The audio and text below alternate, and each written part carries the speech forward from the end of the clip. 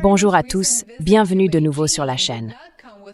La récente visite de Mark Carney à Pékin ne s'est pas accompagnée de rhétorique enflammée ni de gestes spectaculaires, comme certains auraient pu s'y attendre. En réalité, son ton était très mesuré, très calme, et il est peut-être juste de dire que le voyage de Mark Carney en Chine est devenu l'un des signaux les plus importants de réalignement stratégique que le Canada ait envoyé depuis des décennies.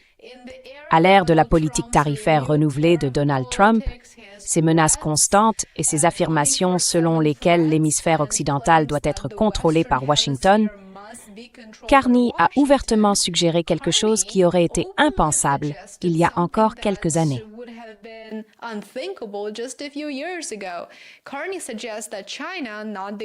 Carney suggère que la Chine, et non les États-Unis, apparaît désormais comme le partenaire commercial le plus prévisible et le plus désirable.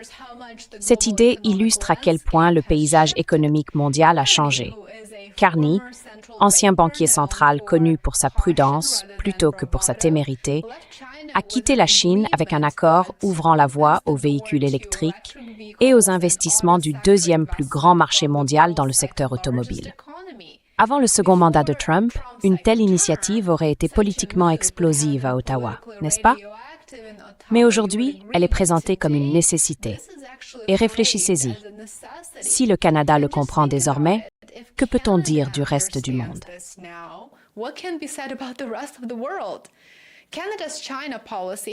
La politique du Canada envers la Chine a toujours évolué en grande partie de concert avec celle de Washington.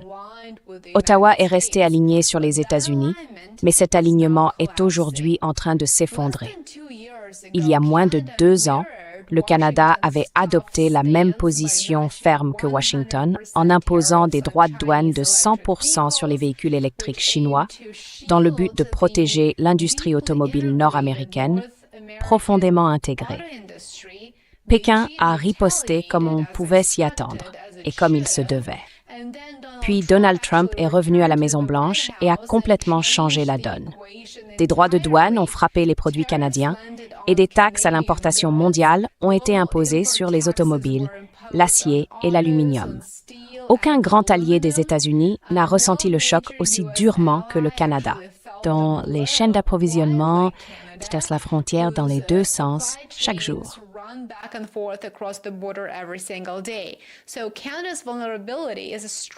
La vulnérabilité du Canada est donc structurelle en raison de cette immense dépendance à un seul partenaire commercial qui se trouve être les États-Unis. Environ 70% des exportations canadiennes sont destinées aux États-Unis et la plupart des importations en proviennent également. Carney vise désormais à doubler les exportations canadiennes vers des pays autres que les États-Unis d'ici une décennie, ce qui constitue bien sûr un plan très ambitieux. Les experts estiment que cet objectif est presque impossible à atteindre sans un accord quelconque avec la Chine. Carney s'est donc rendu en Chine pour y parvenir. De son point de vue, le message adressé à Washington est très simple. Le Canada a des options. Le Canada explore des alternatives et semble disposé à faire preuve de flexibilité si les circonstances évoluent.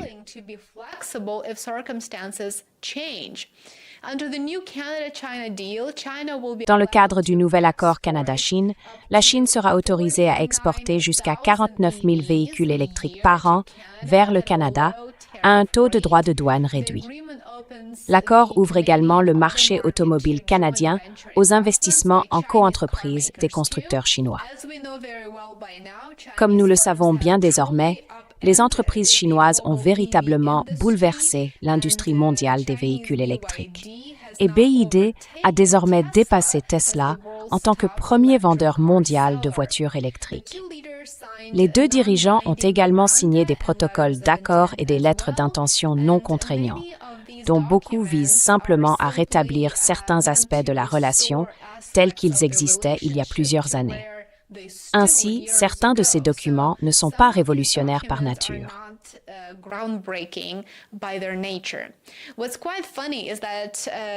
Ce qui est assez amusant, c'est que la réaction à Washington a été très partagée. Le représentant américain au commerce a qualifié l'accord de problématique, et des membres du Congrès ont même tiré la sonnette d'alarme, croyez-le ou non. Mais Trump lui-même semblait inhabituellement et assez étrangement détendu. Il a déclaré qu'il n'y avait aucun problème à ce que Carney se rende en Chine et qu'il conclue un accord.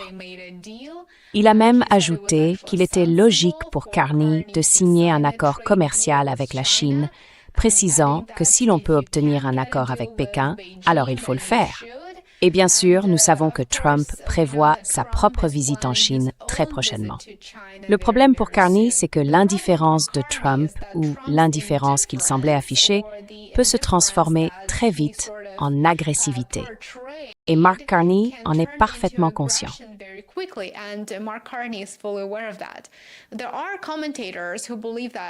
Certains commentateurs estiment que Mark Carney joue une partie d'échecs en 5 dimensions. Selon eux, il ne cherche pas vraiment de nouveaux partenaires commerciaux, mais que l'objectif de sa visite à Pékin était plutôt d'identifier la plus petite concession que le Canada pourrait faire sur les droits de douane concernant les véhicules électriques, afin de convaincre la Chine de revenir sur ses propres mesures punitives, notamment à l'égard des exportations agricoles canadiennes. En d'autres termes, le Canada se concentrerait simplement sur la gestion des dégâts, affirment certains experts. Et c'est tout à fait possible aussi. Je suis sûre qu'il y a plusieurs angles à considérer et il est peu probable que le Canada cherche à renforcer ses liens avec la Chine s'il sait que cela risquerait de se retourner contre lui dans ses relations avec l'administration Trump.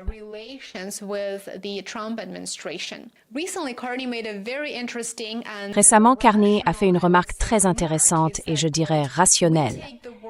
Il a déclaré, je cite, « Nous prenons le monde tel qu'il est et non tel que nous voudrions qu'il soit. » Cette affirmation traduit une approche plus pragmatique des relations internationales et de l'établissement comme du maintien de liens avec des États étrangers traditionnellement considérés comme des adversaires.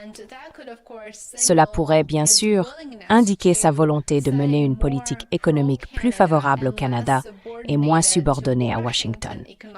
Bien entendu, cela reste à confirmer, mais c'est un changement très intéressant et symbolique dans sa rhétorique et dans ses actions également. Certains économistes et investisseurs ont salué cette évolution.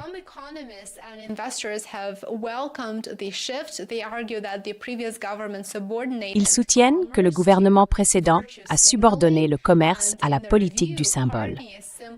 À leurs yeux, Carney ne fait que reconnaître que dans le monde d'aujourd'hui, c'est l'économie qui détermine la diplomatie et non l'inverse. Reste à savoir si ce changement portera ses fruits.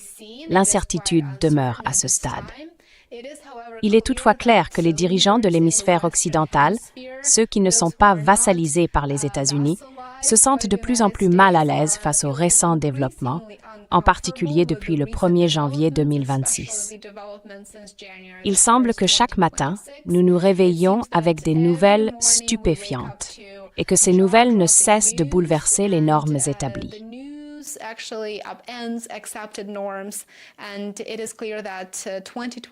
Et il est clair que 2026 sera beaucoup plus volatile et imprévisible que nous aurions pu l'imaginer auparavant. En conclusion, ce que la visite de Carney à Pékin révèle finalement, ce n'est bien sûr pas son abandon des États-Unis, mais plutôt son acceptation d'un ordre mondial fragmenté dans lequel les puissances intermédiaires comme le Canada doivent sans cesse se rééquilibrer. Et il se pourrait que ce soit la tentative du Canada de commencer à le faire. Je vous tiendrai bien sûr au courant sur Substack, sur Patreon ainsi que sur YouTube. Restez à l'écoute, merci de m'avoir suivi, aimez, abonnez-vous et partagez. Merci infiniment pour votre soutien et j'ai hâte de vous retrouver ici demain. À bientôt.